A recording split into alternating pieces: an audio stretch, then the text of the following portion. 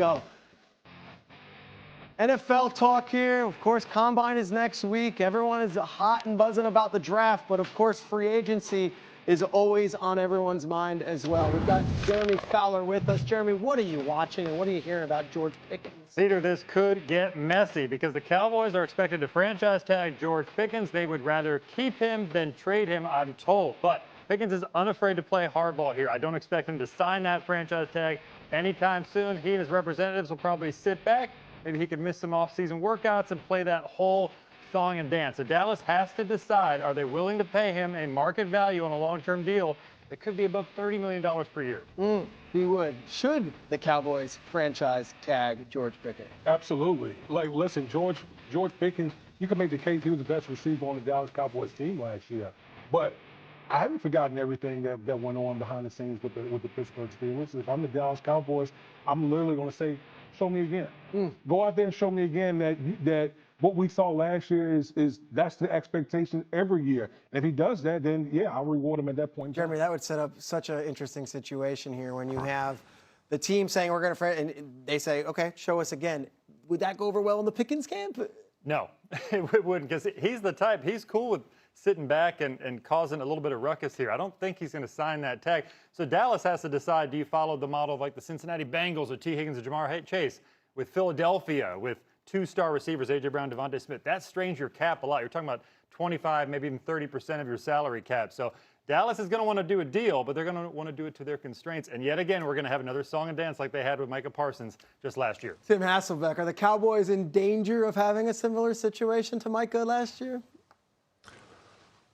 I think they are, and you know, this one I would kind of defend Dallas a little bit because Jeremy referenced like all the money, you know, allocated to the cap at, you know, basically for two wide receivers. Look, and that's assuming that George Pickens would want to sign a Smith or T. Higgins like deal. And quite frankly, if I were representing him, I wouldn't let him sign a deal like that. You know, so I think the most likely scenario is they tag him, he's forced to play on it, or you know, throw a fit and demand a trade. You know, I would think he would play on it, and if he does like Damian says, which is, hey, prove it again, and he has, you know, over 90 catches, around 1,500 yards, close to double-digit touchdowns or better, quite frankly, at that point, he probably is going to be pushing like the high 30s a year, maybe approaching 40 a year for a wide receiver, because I think if he does that again, people will view him as one of the very best receivers in the game, and I think some people already view him that way. Yeah, look, it's not just a George Pickens situation. It becomes a Cowboys conversation and how they handle these contracts. As we've discussed in years past, CeeDee Lamb's contract situation dragged on. Ezekiel Elliott's did. Dak Prescott's did. We will see what happens with George Pickens. Jeremy, a Chiefs reunion. Is that on the table for Tyreek Hill, who was released earlier this week by the Miami Dolphins? Peter, on the table, yes, but maybe not right now. He's got a significant knee injury that he has to sort through. Typically, those players don't sign in free agency for a long time. But the Chiefs, there's a sense there that we've seen some tweets from ex-players or some current players like Chris Jones that they would want him back and maybe get the band back together, maybe re-sign Travis Kelce. They brought back Eric Bieniemy, their former OC. So they believe with Patrick Mahomes and Andy Reid in place, they're never going to reset. They're always going to have a chance. And Hill does bring a little bit of what they need, which is playmaking on the outside. I would just say this, and you can definitely back me up on this. 32 years old when the season starts. He's coming off major injuries, and I don't know if this is one of those where teams are rushing in March to sign Tyreek Hill. What's your impression on Hill to the Chiefs and whether that would actually get them over the top again? Yeah, I mean, listen, this is a kind of guy has a vibe of let's get the band back together and create some old mojo. But again, like you pointed out, Tyreek Hill is 32 years old, coming off a major injury. Teams are not going to be lined up in March, April to sign Tyreek Hill, in my opinion. I think this is a guy that they'll wait until the summertime to see, okay, let's see how you're progressing as far as your rehab is concerned, then maybe we'll sign you. When I look at the Chiefs, this is not even about wide receivers. Their more immediate need is running back. They need running back help. The Chiefs were the worst team as far as creating explosive plays from the running back position. They need a playmaker at that position before we get into this conversation about Tyreek Hill. Yeah, hey, Tim Hasselbeck, going to bring you in here because yesterday DraftKings released a very early, very premature over-under win total list. And this is fascinating. If you look at the AFC West, you can take it a million different directions. The Chiefs and the Chargers being above the Broncos, who were the 1 seed and hosted the AFC Championship game. But you look at this, what's your immediate reaction as far as very early projections as far as win totals go in the AFC West? Yeah. It seems aggressive. I get it. Mahomes is the quarterback, but he may miss some of the beginning part of the season. I don't know that they hit that number. And that division, I just think everyone around Kansas City is improving as well, which goes to Damian's point of, look, it's not just wide receiver, that it's an issue in Kansas City. Okay, I agree. You guys have any thoughts on this? I mean, it's interesting that the Denver Broncos are third after what they did last year. Oh, there's no question. You just looking at the division. I think when the Los Angeles Chargers get both of their tackles back, they're going to be massively improved. So we got to wait and see on this whole Kansas City. She's going to be back. Okay. Yeah, biggest factor in that, Mike McDaniel going to the Chargers. True. Speaking of AFC West, coming up is Maxx Crosby. The Raiders will go on and move Maxx Crosby. He interviewed Bears quarterback Caleb Williams on his own podcast, and that interview is sparking fresh speculation about his future. Take a listen. Just to be open and honest, bro. Like we talked about earlier, but respect at a different level, bro. You're one of those guys for sure, and you're just getting started. Yep. I don't even know you understand yet how good you can be. Yeah. And that's the scariest part. Yeah. You know what I mean? Just keep that mindset. Keep doing what you're doing. We're locked in. Absolutely. Forever. All right. First of all, it's Maxx Crosby's podcast. He has a different team's quarterback on. He's gushing about Caleb Williams. Do you think these comments are something or nothing, Jeremy? A little bit of something. He's putting some flirtations out there, but I do not expect Maxx Crosby to request a trade at this point. He is tied with owner Mark Davis. I think he's going to sit back and see what the Raiders do here. Now, this one's complicated because I have talked to a team source who believes the chances of Crosby returning are somewhat small just because of the needs this team has. They have a ton of needs. Returning small. Somewhat small, yes, because they have a ton of needs, and at the end of the day, if they get the right offer, they can entertain this. But he's not going to push the envelope, and they are at least open to him returning. So next week in Indianapolis, he is going to be the story, and teams are going to figure out what they're willing to give for him. Can we talk about how crazy it is nowadays with all these every athlete got a podcast. They on here talking about. They sound like Suge Knight out here. You know what I mean? Like, come on my crew, come on my team, and all. Come to Death Row. I grew up in the era where everybody hated each other. Yeah. But now all these guys are buddy friends talking about each other's quarterbacks and stuff. It's just crazy. But speaking of Maxx Crosby, I will say this: I think the Raiders absolutely should trade him. Really? Because their timelines don't match up with where the Raiders are. But guys like that don't come around so often. I understand, but you know what? He's 28 right now. You're in the same division with the Kansas City Chiefs, Denver Broncos, and the Los Angeles Chargers. By the time you start turning this thing around, Maxx Crosby, his use is over with by that time. So why not get a bounty? Because it's more important to get pieces around your presumed number one pick in Fernando Mendoza. And let Maxx Crosby, let's not make this a Myles Garrett type thing. Okay. Let's not do that. I don't want to see that for Maxx Crosby. Tim? First off, Damian's like the nicest guy on the planet. I'm always talking about like being mad, not liking people. I've known him since he was a teenager. He hasn't been mean to anybody ever in his life. Okay, I mean, he's competitive, but he's never been mean to anybody. I just think a little bit where there's smoke, there's fire from a standpoint of, look, they shut him down in Las Vegas last year, and I know that there's been some change in leadership, but they shut him down, and I think that really points to what Damian's talking about in terms of the timeline. They were like, look, you're owed a lot of money. You're a 28-year-old. You probably get a lot of value for you on the trade market as we try to rebuild this thing. And so, I think that from the standpoint of looking around at, hey, could I play with a quarterback that looks like he's on the up on a team that looks like they can win the division, that could make some noise, potentially be a Super Bowl caliber team? Yeah, I think he was probably looking at Caleb Williams and others as an opportunity to not end up, again, as Damian pointed out, in a Myles Garrett conversation where you're viewed as one of the best players in the league on the defensive side of the ball, but your team is irrelevant. I will say this. I covered multiple Raiders games this season, spoke to that coaching staff that's no longer there. First guy in the building, last guy to leave. The work ethic is off the charts. He would be a very appealing option for any team. Coming up, is the North calling? And is it calling for Kyler Murray? Could Kyler Murray be going to an NFC North team this offseason? Our crew's going to break it down. Plus, is it Chico?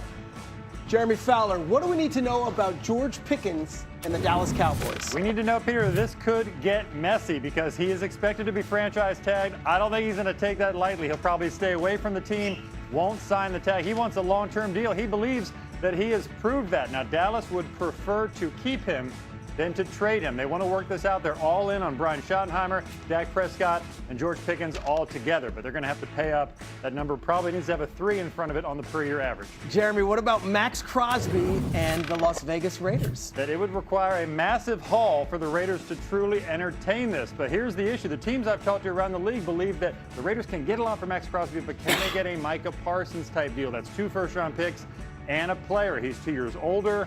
It's kind of a question whether they can get that. So the Raiders are trying to sort out what the value is. They are comfortable keeping Maxx Crosby, who is very close with owner Mark Davis. Very interesting. One of the names that keeps coming up this offseason is Kyler Murray. Mike LaFleur says they're non-committal yet. We're going to see. We're going to play it all out.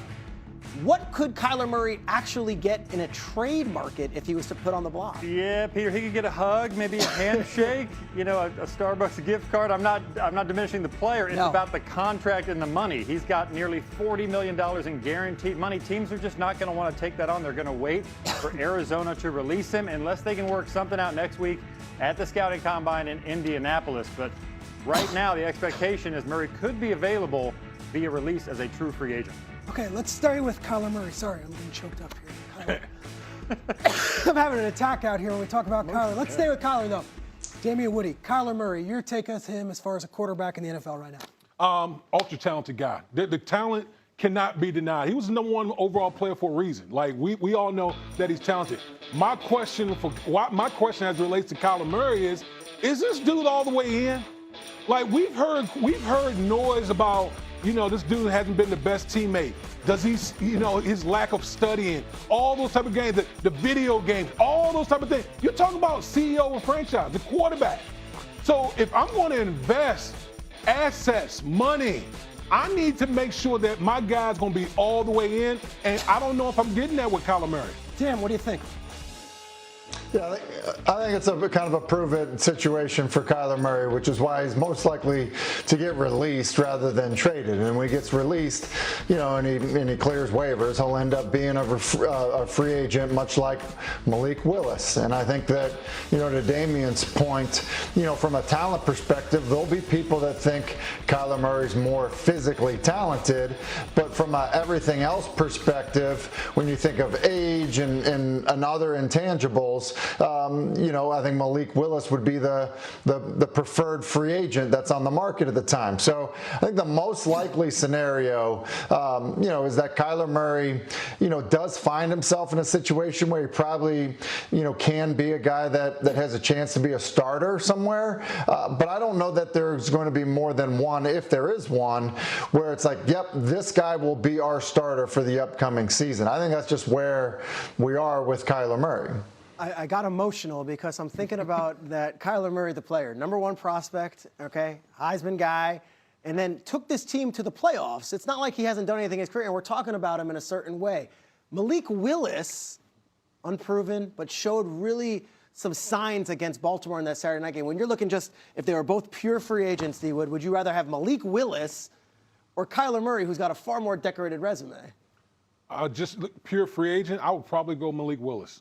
I really would, and I know that's taking a leap of faith, but I'll take a leap of faith on the intangibles. The guy that I see has basically grinded. Remember, this is a guy that was drafted by the Tennessee Titans. They didn't want him. He gets traded to Green Bay, and look what the work the Green Bay Packers have done with Malik Willis. And so I think teams will evaluate not just the player, but the intangibles that come with the player. And so for me, I'll take Malik Willis over Kyler Murray. Interesting. The NFL offseason is just getting started. Combine is next week.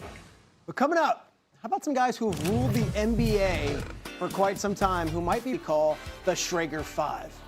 You get that old music, you think of TJ and Berman, we get to a list. I'm going through my list of the top 5 most intriguing coordinator hires this offseason.